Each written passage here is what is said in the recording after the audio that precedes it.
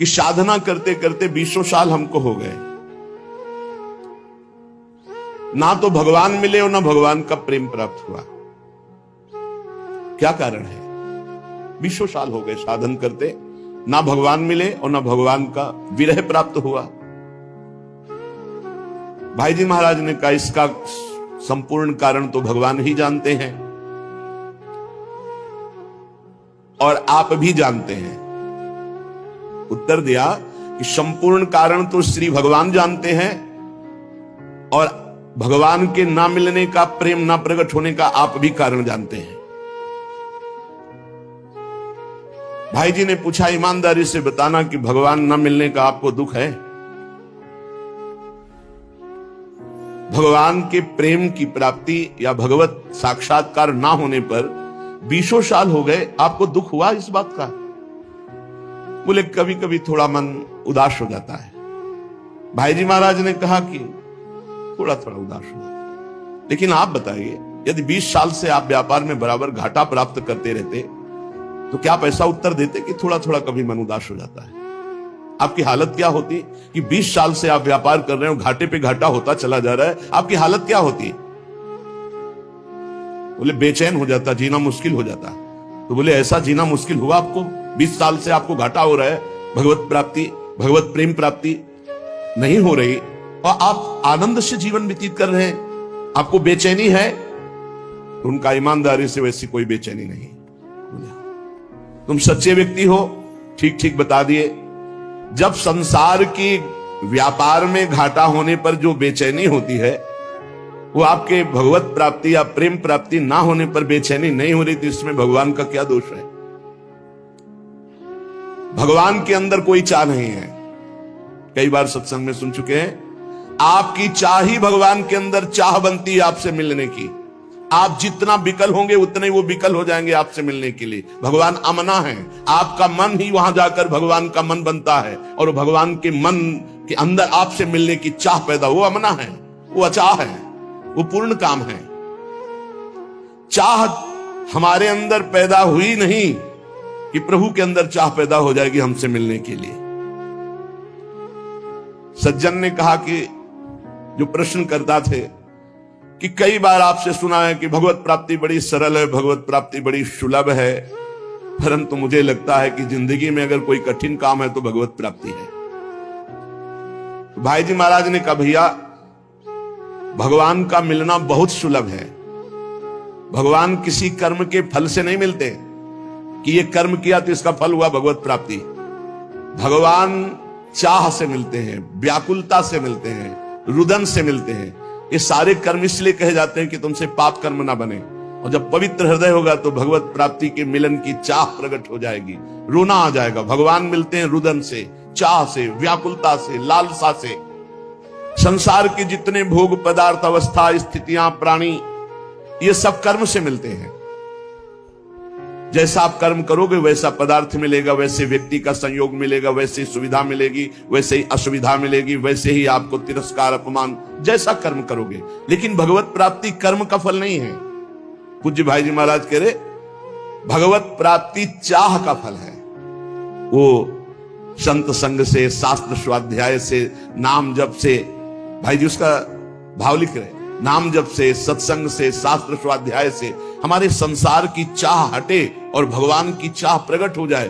पक्का जिस दिन ऐसी चाह हो जाएगी अब जिया नहीं जा रहा, उसी दिन भगवान अनुभव में आ जाते हैं, नेत्रों के सामने आ जाते हैं। पक्का संसार की प्रत्येक स्थिति, अवस्था, पद प्रतिष्ठा, इसमें कर्म है, इसमें कर्म है। आपका कर्म आपको स्थिति प्रदान करेगा, सांसारिक पद प्रतिष्ठा, लाभ, लौकिक, पारलौकिक। सांसारिक पद प्रतिष्ठा, धन संपत्ति केवल चाह से नहीं पूर्ति होती। धन की चाह, मन की चाह, मान की चाह, अधिकार की चाह, सब कर रहे हैं। मन की चाह ये मिल जाए, वो मिल जाए। मिल रहा है क्या? मिलेगा उन्हीं को जो वैसे सुकृत वाले कर्म किए हैं।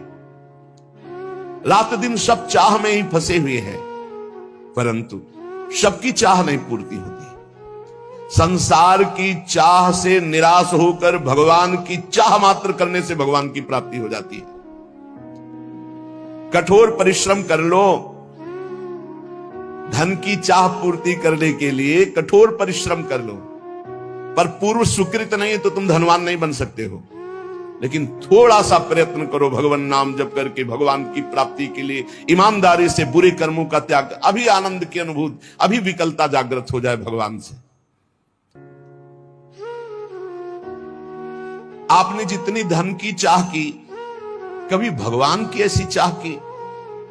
क्या आप ऐसा मानते हैं जितना परिवार से प्यार करते हैं उतना ही किसी एक संबंध वाला भगवान से प्यार करते हैं? भगवान से एक संबंध वाला, जैसे माता से, जैसे पिता से, वैसे गाढ़ प्रेम, जैसे धन की चाह, जैसे प्रियजनों का संबंध, इतना भगवान से मानते हैं। तो उनका सत्य तो यह है कि ऐसा नहीं है। तो कैसे मिल जाए भगवान तुम्हें? भगवान की मिलने के लिए चाहे वो चांडाल हो, चाहे स्त्री हो, चाहे पुरुष हो, विद्वान हो, मूर्ख हो, भगवान ये नहीं देखते कि ये कौन है। बहुत सुंदर बात है। और भगवान ये नहीं देखते कि आज के पीछे इसका इतिहास कैसा रहा है, घोर पापी, निकृष्ट स्वभाव वाला या बड़ा पुण्यात्मा, संयमी, ये भगवान नहीं देखते। ये पापी रहा है या पुण्यात्मा, ये स्त्री है या पुरुष उत्तम है या चांडाल, ये विद्वान है या मूर्ख, ये वंदनीय है या निंदनीय, हमारे भगवान ये एक भी बात नहीं देखते। भगवान देखते हैं अपने से अपनापन। कितना आपका संबंध है भगवान से? आप भगवान को कितना प्यार करते हैं, क्या मानते हैं अपना, कितनी चाह है भगवान के प्रति? अगर चाह नहीं, संबंध नहीं, तो फिर कैसे आपको भगवान मिल जाए? कसौटी है, देवर्षि नारद जी ने कहा, तद विस्मरणेन परम व्याकुलतेति। प्रभु का जो थोड़ा भी विस्मरण हो जाए तो परम व्याकुलता पैदा हो जाए। कैसी व्याकुलता? धिक्कार पैदा हो जाए अपने अंदर, कैसे मैं प्रभु को भूल गया। किसी कारणवश आभास हो गया कि 1 मिनट निकल गया, अभी नाम नहीं जमा। अब वो बहुत, अब कौन सी ऐसी कीमती वस्तु है, कौन सा ऐसा सुख है जिसके कारण मैंने अपने प्रभु का विस्मरण कर दिया? वो बड़ा धिक्कार पैदा करता। तद विस्मरणेन परम व्याकुल। कसौटी है, आप देखो कितनी देर आप विस्मरण बर्दाश्त कर देते। अव्यर्थ कालत्वम, ये भक्त का लक्षण है। कबहू काल वृथा नहीं जाए, सेवक जी ने लिखा। कितना समय आप बर्बाद करते हैं। जिसने समय की कीमत पहचान ली वही महात्मा बन जाता है। कुछ लोग तो समय काटते हैं व्यर्थ के कार्यों में, मोबाइल में गेम, संसारिक वार्ता, ताश, ये वो। अरे भाई, हमारा समय इतना कीमती, हम उसे ऐसे झूठे कार्यों में नष्ट कर रहे हैं। यदि आप भगवत प्रेम चाहते हैं, भगवान का भजन चाहते हैं, भगवान से मिलना चाहते हैं, तो इसके लिए एक ही बात है, छटपटाहट, व्याकुलता आपके मन में होनी चाहिए। अगर नहीं होती है, आप भगवान को नहीं चाहते हैं, भगवान के लिए रुदन हृदय से नहीं करते हैं, तो सीधी बात है, आपको भगवान नहीं मिलेंगे। क्योंकि भगवान चाह, जिसके हृदय में व्याकुलता, उससे भगवान मिलते हैं। अगर व्याकुलता नहीं तो इसका साफ साफ अर्थ है आप कहीं सुखी हो रहे हैं, कहीं राजी हो रहे हैं, तो भगवान क्यों आवे? भगवान से मिलन की चाह पैदा करना है साधना। भगवान चाह से मिलते हैं। भगवान के मिलने की एक ही मात्र उपाय वृत्ति है, व्याकुलता, रुदन, लालसा इतनी प्रबल अब जिया ना जाए। कैसी लालसा? जैसे आपको यमुना जी ले जाया जाए और डुबकी लगवा दी जाए और ऊपर से चढ़ाकर ताकत पूर्वक आपको दबा दिया जाए, फिर जो आधा पौन मिनट के बाद आपकी सांस लेने की जो व्याकुलता है कि अगर आप सांस न मिली तो प्राण निकल गए, वही व्याकुलता चाहिए हरि दर्शन के लिए। अगर अब हरि नहीं मिले तो अब जिया नहीं जाएगा। तो उसी तासा महावीर, उसी समय भगवान का साक्षात्कार हो जाता है।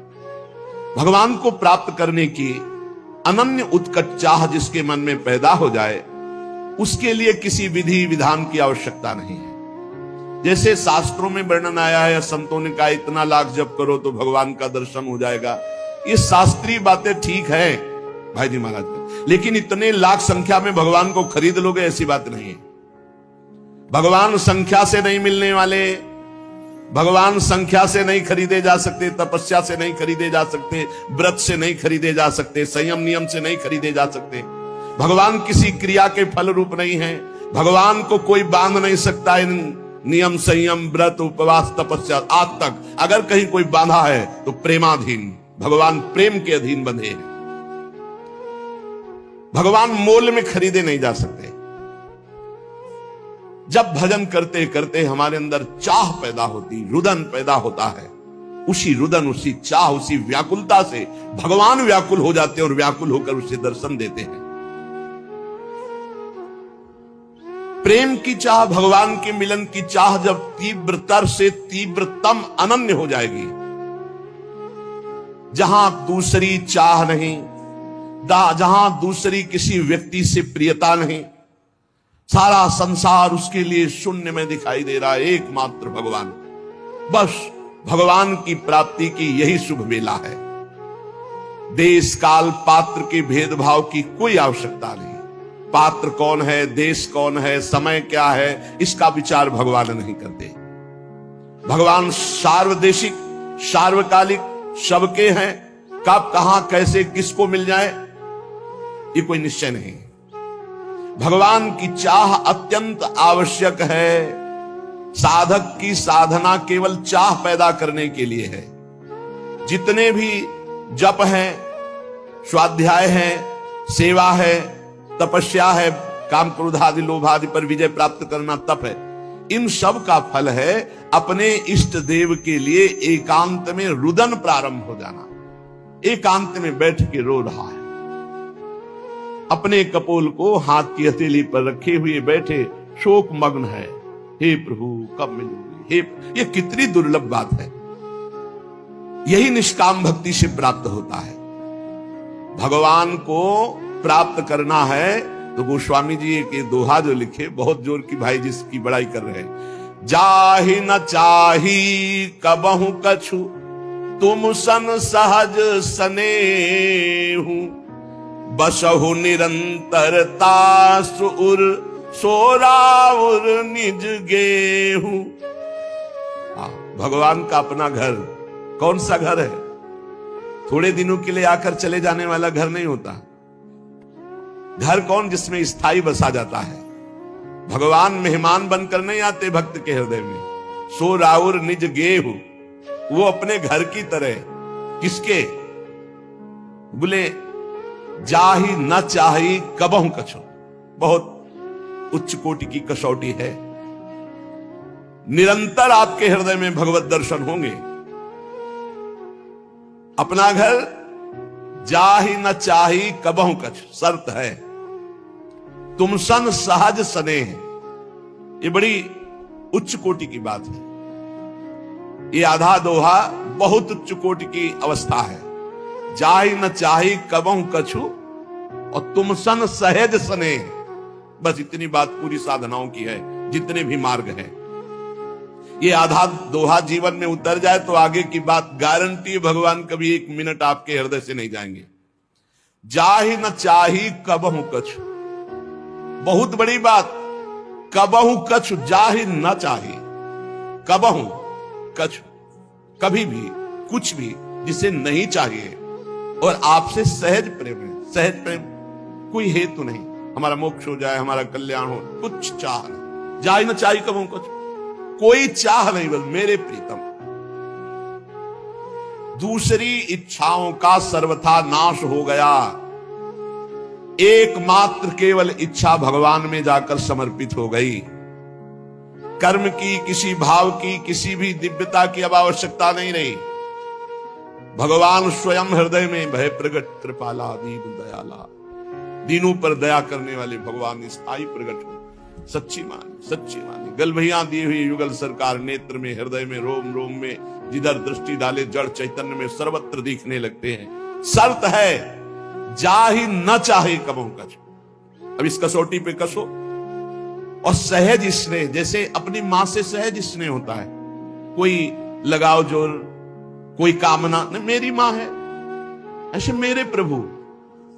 वो मेरी मां कैसी है ये प्रश्न नहीं होता कि ऐसे ऐसे लक्षण वाली हो तो मां तो मां है। ऐसे सहज प्रेम अपने प्रभु से। भगवान के मिलन की चाह तभी प्रकट होगी जब जाही न चाही कबहु। ये बहुत जोर की बात है, बड़ी विलक्षण बात है। जो किसी भी बात की परवाह नहीं करता, कोई चाह नहीं रह गई, किसी से कोई संबंध नहीं, सहज स्नेह इष्ट देव से और इष्ट देव से भी कोई चाह नहीं। अब मिलन की अपेक्षा थोड़ी रह जाएगी, वो यही हृदय में ही प्रकाशित हो गए। व्याकुलता, चाह तो केवल प्रभु की, अन्य सब चाह खत्म। हम यही परेशान हैं, पूरा जीवन हुआ जा रहा है अपने सबका कि चाह बटोर कर केवल प्रभु की चाह नहीं रह गई, बहुत सी चाहें हैं। ये चाह जब तक है तब तक साधना ही अधूरी है, छेद है। जैसे हम रात दिन दूध दुहे चलनी में, तो हमको एक चुल्लू पीने को नहीं मिलेगा। चलनी में गैया दुहे और दोष दयु को दे, हरिगुरु कहो न माने अपनो ही फल। हरि गुरु कह रहे हैं कि अन्य चाह चलनी में गाय दुहना है, अन्य चाह बनी रही तो भगवत साक्षात्कार की चाह नहीं आएगी। इसलिए अन्य चाह को मिटाना ही साधना है। साध माने चाह, ना माने नहीं, कोई चाह ही नहीं, कोई साध ही। बोले भगवान ने हमारी साध पूरी कर दी, साध माने चाह, साधना चाहना, यही साधना है। चाह ना रह जाए। आशा ही परमं दुखम नैरास्यम परमं सुखम। आशा केवल आशास्य दास्यम वृषभान जाया। कई बार सत्संग में सुनाया, देखो चाह से केवल भगवत प्राप्ति। यही मथुरा के ब्राह्मण यज्ञ कर रहे हैं, बड़े याज्ञिक विद्वान, गायत्री अनुष्ठान करने वाले, बड़े धर्मात्मा, शास्त्रीय पद्धति से चलने वाले। तो क्या भगवान से मिल जाएंगे क्या? इन सबसे भगवान नहीं मिलते। व्रतांसी यज्ञ छंदांसी तीर्थानि यमा यमा। अगर सत्संग मिल गया भगवत प्रेमी का तो भगवान मिल जाए। यथा वरुणित सत्संगा सर्वसंगोपहो इमाम। मथुरा से पुष्प चयन करके मालिनी जाती वृंदावन से मथुरा, और वहां ब्राह्मण पत्नियों को देती और बताती, आज नंद के लाला ने ऐसी पोशाक धारण की थी, आज ऐसे सुंदर रूप से, आज ये लीला की, रोज नवीन नवीन शोभा, नवीन नवीन लीला। उनके हृदय में सुन सुन के चाह पैदा हो गई। ये बड़ी जोर की, कोई साधना नहीं थी, सब साधना ब्राह्मणों में थी। देखो, सुन सुन के चाह पैदा हो गई। इसीलिए भगवान कहते, जैसा मैं सत्संग से, वैसा मैं किसी अन्य साधन से नहीं। सत्संग से मैं बहुत जल्दी पकड़ में आ जाता हूं, क्योंकि चाह पैदा हो जाती है, सुनने मात्र से चाह। अब उनके हृदय में एक पीड़ा पैदा हुई, मैं कब देखूं, मैं कब नंदनंदन को देखूं।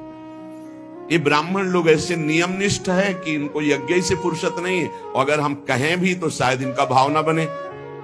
हम उत्तम कुल के ब्रह्म ऋषि, हम भाई वहां कैसे जाएं, वो कैसे दर्शन, क्योंकि वो जानती थी स्वभाव।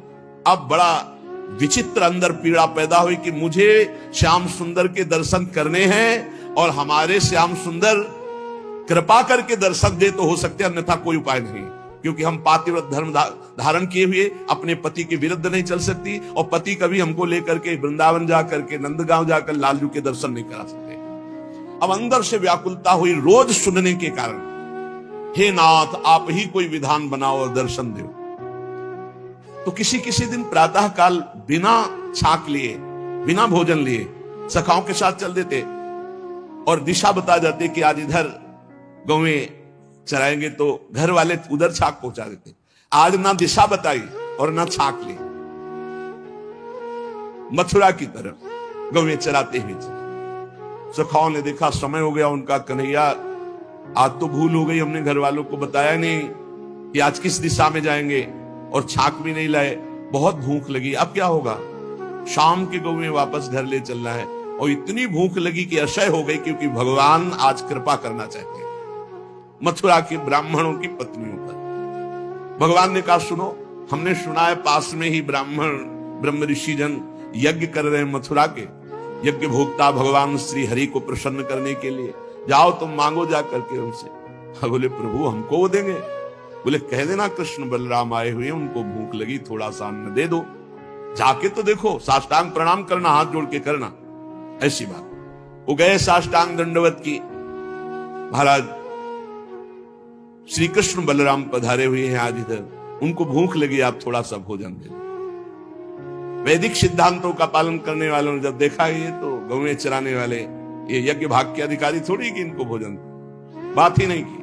बोले प्रभु कहां भेजा ऐसे निर्दयी हृदय वालों को कि वो एक बार हमसे बात भी नहीं की, देखा भी नहीं, बोले देखो, निराश नहीं होना चाहिए, प्रयत्नशील बने रहना चाहिए, तभी सफलता प्राप्त होती है। जाओ उनकी पत्नियों से कहो। बोले प्रभु जब पति नहीं दिए तो पत्नियां, बोले उनसे हमारा परिचय है, उनसे हमारा परिचय है, वो अनन्य भाव से मेरा चिंतन करते हैं। जाओ वो यज्ञशाला से पीछे से जाकर जहां उनकी पत्नियां साष्टांग दंडवत किया और कहा भगवान श्री कृष्ण बलराम पधारे हैं, और उनको भूख लगी। अरे अब तो अंदर की दबी हुई आग, कैसे श्री कृष्ण दर्शन मिले, अब तो प्रबल चाह, किसी की कोई परवाह नहीं। सहस्त्रों ब्राह्मण पत्नियां सुंदर सुंदर भोग थाल में सजाकर चल पड़ी। जिनको रोका उनके प्राण निकल गए और दिव्य देह से वहां पहुंच गए। भगवान ने स्वागतम वो महाभागा आस्यताम करवाम किम यन्नो दिदृक्षया प्राप्ता उपपन्नो मिदम हिवा। भगवान ने कहा ओ स्वागत है तुम्हारा, भगवान स्वागत करें। स्वागतम वो महाभागा, ये दोनों के लिए प्रयोग किया है, ब्राह्मण पत्नियों के लिए भी और गोपियों के लिए भी। महाभागवती देवियों तुम्हारा स्वागत है, आओ आओ, तुम लोग हमारे दर्शन की इच्छा से आई हो, तुम्हारे जैसे प्रेम पूर्ण हृदय वालों के योग्य ही है। भगवान सब सखाओं के साथ बैठ गए, महायज्ञ उनकी पत्नियां करे, साक्षात यज्ञ भोक्ता भगवान को पवा रही। भगवान पाए, आश्वासन दिया, जाओ आज के बाद कभी तुम्हारे ऊपर कोई दोष दृष्टि से नहीं देखेंगे तुम्हारे पति आदि, क्योंकि हमने स्वीकार कर लिया, आप सब तुम्हारी आराधना करेंगे, सब तुम्हारी वंदना करेंगे। उनको लगा था वापस जाएंगी तो शायद दोष दृष्टि करे ब्राह्मण जन। अब किसी भी भाव से सही भगवान ने उनका प्रसाद तो पाया ना, भले भाव नहीं था ब्राह्मणों के, लेकिन पत्नियां तो उन्हीं की थी। उनके हृदय का ज्ञान अंधकार मिटा। धिक जन्म नस्त्रिविध विद्याम धिक व्रतम धिक बहुज्ञताम धिक कुलम धिक क्रियादाक्षम विमुखाये त्वधोक्षजे। धिक्कार है हमारी विद्या को, हमारे व्रत को, हमारी बहुज्ञता को, हमारे कुल को, हमारी इस यज्ञ क्रिया को, जो मैंने स्वयं अधोक्षत भगवान से विमुक्ता की। ब्राह्मणों को अब ऐसा ज्ञान हो रहा है, क्योंकि अब भगवत प्राप्त पत्नियों का दर्शन कर रहे हैं। कैसे दर्शन हुआ ब्राह्मण पत्नियों को? चाह मात्र से, कोई अन्य साधन नहीं, सुन सुन के चाह प्रकट हो गई। भगवान को पाने की इच्छा, इस प्रकार की इच्छा की उसमें कोई समझौता नहीं है। अब मिलना ही चाहिए प्रभु, प्राप्ति में विलंब असह्य। हमारी ऐसी स्थिति नहीं है, हम राजी हैं, खान पान विश्राम सुख सुविधा प्रणाम नमस्कार, इसीलिए वो बात नहीं बन रही। जैसे किसी का इकलौता पुत्र हो और वो भी बीमार होकर मरणासन हो, अब उसकी व्याकुलता, पूरे कुल का आंख का तारा वो भी मरने जा रहा है, कैसा व्याकुल, उसको कितनी व्याकुलता होगी।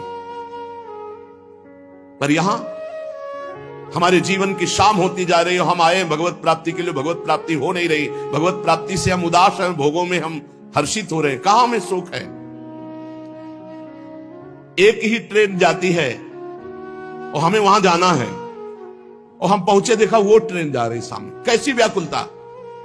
अब हम दौड़ के चढ़ नहीं सकते, ट्रेन छूट गई, एक ही ट्रेन है वहां जाने की, ऐसी व्याकुलता। एक ही शरीर है जो भगवत प्राप्ति करा सकता मानो दे, और वो भी शाम होने जा रही, कब मृत्यु हो जाए कोई पता नहीं, और हम चैन से हैं।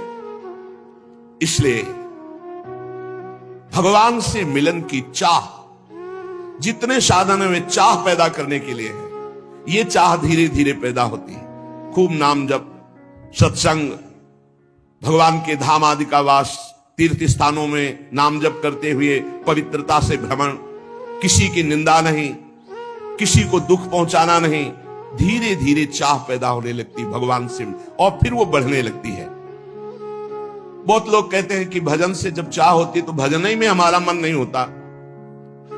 अरे भजन करने से होता है कि भजन होता है? भजन होता तो सिद्धों का है, भजन करना पड़ता है।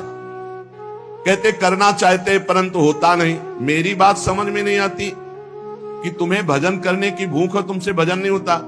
जब पानी की प्यास लगेगी तो प्यास ही प्यास चिल्लाओगे और कुछ नहीं सुनाई देगा। रबड़ी खवाई जाए तो भी नहीं, आप कहोगे पानी पिलाओ। यदि भजन की प्यास जग गई तो तुमसे भजन कैसे नहीं होता? अवश्य भजन की प्यास नहीं जगी, बातें केवल बनाते हो। सच्ची मानिए, जिनको अब कुछ प्राप्त करना नहीं है उनको भी तो देखो, भजन का पूर्वाभ्यास उनको चैन नहीं लेने देता।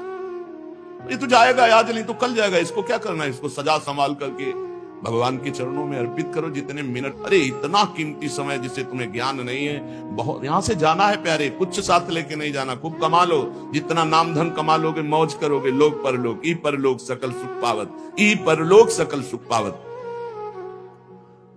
धिक्कार है अपने को यदि सत्संग मिला, मानव देह मिली, भजन की महिमा सुनने को मिली, और फिर हम कहते भजन में मन नहीं लगता। मन लगने ना लगने से क्या, रात दिन भजन करो, अभी मन लग जाएगा।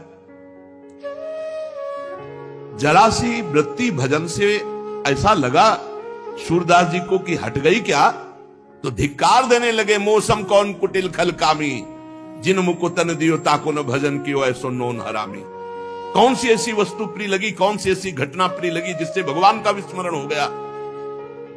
ताहि बिसरायो ऐसो नमक हरामी। भजन जब जीवन बन जाए, भजन थोड़ा भी छूटे तो बर्दाश्त न हो। कैसे बर्दाश्त हो जाता है, ये कोई बात करने लगता है तो दृष्टि बदल गई, अत्यंत सावधान, बीच बीच में उसको उत्तर दे रहे हैं, उसके चेहरे से वृत्ति हटा ली या उसके चेहरे पे एकाग्र कर लिया, राधा नाम लिख रहे हैं, एक सेकंड के लिए भी प्रभु से बिलग रहना मानो मृत्यु, जैसे मृत्यु से भय, से विस्मरण से भय। अभ्यास तो कीजिए, अरे दिव्यता ही दिव्यता, आप में आप भगवान के अंश हैं। पहले भजन किया जाता है, फिर भजन होता है। नित्य कर्म का जो नियम दिया जाता है वो भजन में प्रवेश पाने के लिए। ये जो समय देखते रहते हैं कि अच्छा 2 घंटा भजन, अभी तो 2 घंटा हुआ है बस खत्म, अब टीवी देखो खूब करो, 2 घंटा अपने नियम हो गए, चलो बाहर चलते हैं, अखबार देखते हैं, गप्प लड़ाते हैं। हम इन ऐसे लोगों की बातें नहीं कर रहे, भाई जी महाराज कह रहे हैं, हम उनकी बातें कर रहे हैं जो भगवान की प्राप्ति करना चाहते। जबरदस्ती हर समय, लाख लोग, इसका कोई संख्या का मतलब नहीं, हर सब। यही बात गुरुदेव ने बचपन में डाली, बलिहारी गुरुदेव की, जो और कोई सूत्र ही दिमाग में, पूरे जीवन में जहां कहीं भी हुआ तो सब बातें सुननी, पर गुरुदेव की बात याद रखते थे कि कोई भी श्वास खाली ना जाए, हर समय भजन करना। बच्चा जब छोटे थे जगा के 2 बजे रात्रि, उन्हीं का जगाने का नियम, उन्हीं के जगाने की अभ्यास वृत्ति। 2 बजे रात उठ रे, तखत के नीचे ऐसे चटाई में सोते और ऐसे कुटिया में वहां बैठते, उठ रे, देख 2 बज गए, किसान लोग बैल लेकर के हल जोतने जा रहे, तुम बाबा जी बनने निकले, अभी पढ़ो, बैठ, पहले भजन करवाते, फिर चलो स्नान आदि। बहुत अहोभाग्य जो ऐसे भजनानंदी गुरुदेव मिले, भजन प्रधान जीवन। किसी ने कहा